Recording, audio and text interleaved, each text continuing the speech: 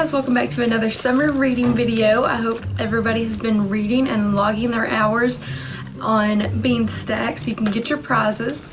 Today is going to be all about bats. So first we're going to read about what happens when bats visit the library, and then we're going to go over to my friend at Carter Caves and they're going to talk a little bit about the bats that can be found out in the caves. So our book is called Bats at the Library.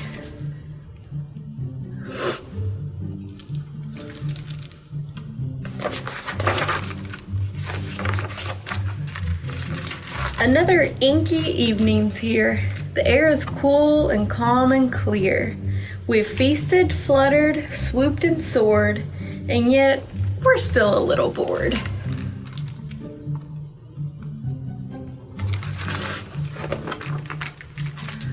All this sameness leaves us blue and makes us ache for something new. Then word spreads quickly from afar, a window has been left ajar. Can it be true? Oh, can it be? Yes, bat night at the library.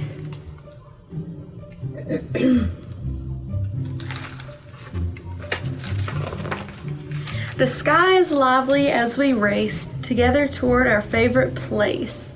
Eager wings beat autumn air. Look, that's it. We're almost there.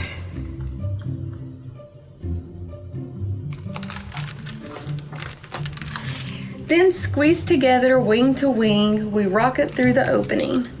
We've waited for this night all year, but this is it at last.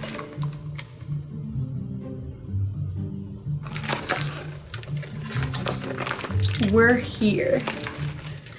For most old bats, this isn't new. They've got lots of things to do. They'll flutter off and lose themselves among the books lined up on the shelves.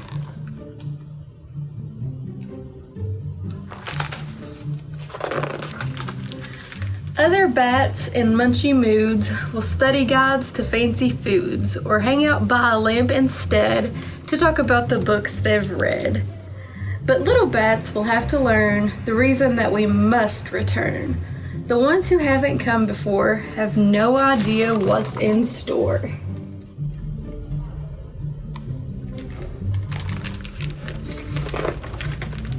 Some of them will drift away and figure out a game to play, like shaping shadows on the wall or wingtip tag around the hall.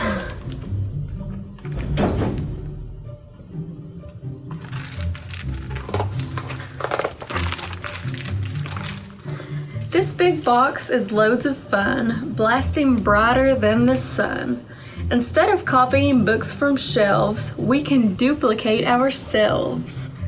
Doesn't matter where you look, there's nothing like a pop-up book.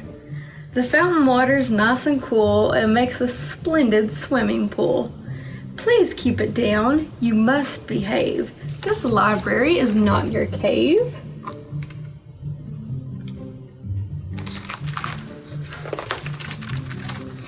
It's hard to settle down and read when life flits by at dizzy speed, but story time is just the thing to rest a play-exhausted wing.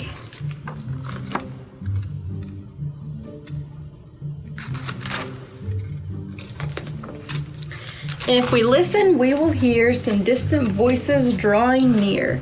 Louder, louder, louder still, they coax and pull us until... Who do you think it is? Everyone, old bat or pup, has been completely swallowed up and lives inside a book instead of simply hearing something read.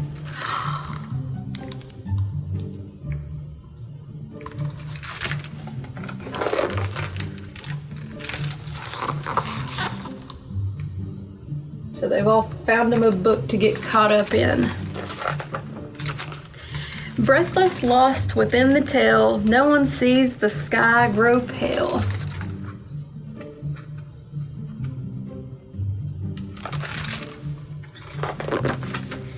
What is that light? A lamp? The moon? Our bookish feast can't end so soon. It feels as though we've just begun, but now we leave our books half done.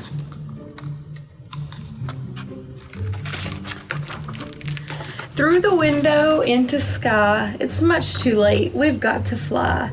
But maybe a librarian will give us bats this chance again and leave a window open wide to let us share the world inside.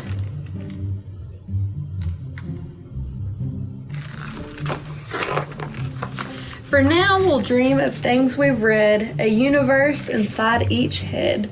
Every evening, one and all, will listen for that late night call. Can it be true? Oh, can it be? Yes, Bat Night at the library. The end. So that was a cute little book, wasn't it?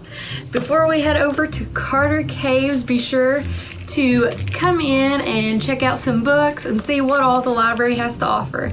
I don't think you'll see any bats, but still, there's a bunch of other fun stuff to discover here, so be sure to stop in and see us. Hi guys, my name is Paul. I am with Carter Cave State Resort Park, and we are here in Cascade Caverns. Now, Cascade is one of our more popular tours that you can come and go on anytime you come here to Carter Cave State Resort Park. It gives you a great overview of what many of the caves are like in this area, featuring large rooms, kind of like the one that I'm standing in right now that we call the dance hall. But while there are all kinds of different things for you guys to see inside of the caves, one of the things we're going to be talking about right now is, of course, bats. Now, bats are something that whenever we think about caves, we think about bats. And I don't know what you guys have ever heard about bats, but a lot of times people will see movies and think those are the kind of bats that you're going to find in the caves here at Carter Caves. Huge bats with like 6-foot wingspans flying over these skies. It's not quite the case. One of the largest bats here in North America and here at Carter Caves, it's what's called the big brown bat. Now, I realize that's not that great of a name, but I mean, that's what it is. It's big, it's brown, and it's a bat. But we just so happen to have found something here that I want you guys to take a look at because I think it's kind of special. So if I look up here, right here behind me, we are looking at what we call a cluster of bats. And specifically, these bats right here are Indiana bats. They go by another name. They occasionally are known as the social bat. And the social bat, you know, for obvious reasons, they like to cluster in these tight little clusters whenever they hibernate and even in the summertime like what it is right now. Now these bats will cluster so tightly that sometimes you can find as many as 300 in a square foot of cave. And that's how we used to count them during the winter time, is we would take the square footage and actually multiply that by 300. That gave you a rough idea. You can see them up there, they're kind of yawning, they're kind of moving, and a lot of people have a tendency to be very, very afraid of bats. But one of the things I want to discuss with you very quickly is there's no reason really to be afraid of bats. They serve so many great functions in our ecosystem. One of these guys right here can almost eat their body weight in insects in just one night while they're preparing to put on weight in the fall time to hibernate. Now, think about that. Whatever you weigh right now, I'm not going to try to speculate, but whatever you weigh right now, and then imagine your favorite food in the whole world. If you can imagine your favorite food, let's say it's vanilla ice cream. Do you think you could eat your body weight, whatever you weigh, in ice cream in one night? Chances are you probably couldn't do that, but these guys can. They pack away a lot of mosquitoes, and when you think about this, think about the millions of bats that are out there. If you multiply that by the millions of bats that are out there and them eating their body weight in insects in one night, that should keep our insect population at least in check.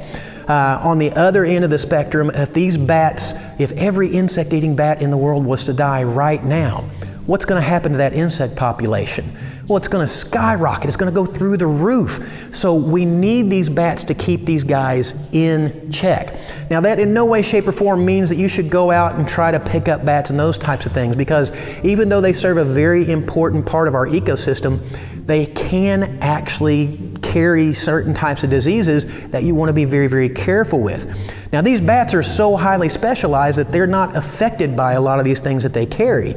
But if you ever see one that's sitting on the ground or maybe laying on the ground, and maybe it's awake, and if you go towards it, it doesn't move, leave that bat alone. You don't want to touch it. A bat's natural instinct is to hang from something, whether it be the eave of a house or the top of a cave in this type of situation. If these bats are ever in a place where you can actually readily get them, you want to be very, very careful. You want to leave them alone. They could have some type of disease.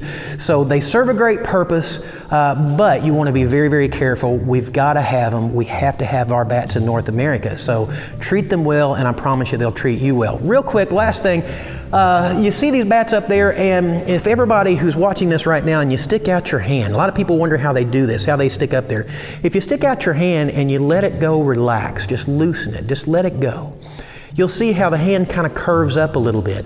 A bat's foot is kind of the same way in that he uses the muscles to open up his hand, and he relaxes the muscles in order to grab onto the limestone rock, because he's got these sharp little fingernails that dig into it. So they open up their hand, then they relax it, and then it grabs onto the limestone. And those bats can go to sleep, they can hibernate. A bat can even die hanging upside down, and they're not wasting any effort to actually do so with their muscles. So bats are super cool. Do some more research on them, and you'll just figure out how beneficial they are to our ecosystem. Guys, thanks for joining me. Have a great day.